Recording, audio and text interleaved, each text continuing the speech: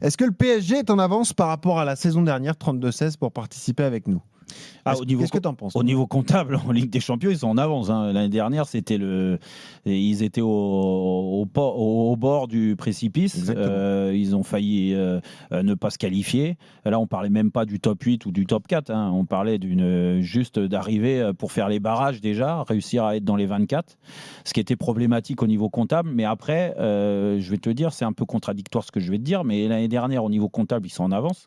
Mais je trouve que cette année, ils sont en avance par rapport à l'année dernière, mais je trouve qu'en termes de contenu de match, de dynamique collective, de dynamique de club, l'année dernière, il y avait le rêve de gagner cette Ligue des Champions.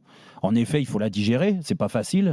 Qui n'était pas encore assumé à cette période de l'année. Oui, du moins qui n'était pas assumé, oui. Ils pouvaient pas te dire quand ils sont 28e au classement ou 25e, à la limite de se faire éliminer sur la première phase de Ligue des Champions, ils vont pas t'annoncer qu'ils veulent gagner absolument la Ligue des Champions, ça me paraît logique. Il y a un peu plus d'un an, tu étais au centre d'entraînement, l'inauguration, et le président Nasser Al-Khelaifi t'avait dit bon, la Ligue des Champions, la victoire, c'est plus l'objectif. C'était un objectif à moyen terme, mais pas à court terme comme les autres années, parce qu'ils ont fait une erreur à chaque fois d'annoncer avec un recrutement flamboyant tous les ans, de dire oui, c'est cette année, on va la gagner, puis à l'arrivée, tu prends clac.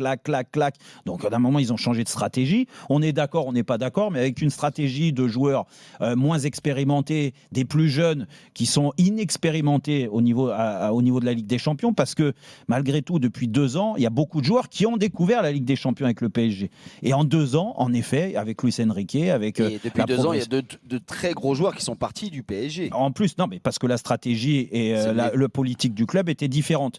Donc, ça leur a donné raison l'année dernière, mais malgré tout, moi, je reste persuadé. C'est pour ça que l'année dernière, je les défendais, pas juste parce que je suis amoureux du Paris Saint-Germain et je suis un ancien joueur, mais rien à voir. Moi, j'ai essayé. Non, mais rien à voir. En effet, quand tu connais les gens, tu mets un peu les formes sur les critiques, mais ça m'a jamais empêché d'être critique. Moi, l'année dernière, je voyais des choses positives sur beaucoup de matchs qu'ils ont perdus en manque d'efficacité.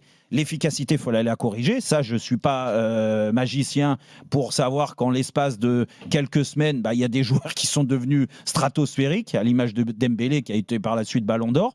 Et c'est vrai que c'était difficile, début janvier, d'imaginer Dembélé Ballon d'Or en fin d'année. Et le PSG gagnant de la Ligue des Champions. Mais pour moi, l'année dernière, ils étaient en avance par rapport à cette année. Cette année, pour moi, il y a trop de piqûres de rappel. Déjà, parce qu'il y a beaucoup de blessures, parce qu'il y a une dynamique de groupe qui n'est pas la même, une dynamique de club qui n'est pas la même non plus, où on a l'impression que, et encore une fois, ça peut se comprendre, qu'ils ont gagné la Ligue des Champions, même s'ils veulent faire le doublé. C'est pas la même adrénaline quand tu prépares des matchs de Ligue des Champions, et surtout la même force collective. Et c'est pour ça que Luis Enrique s'est retrouvé un petit peu en difficulté à mettre des plus jeunes.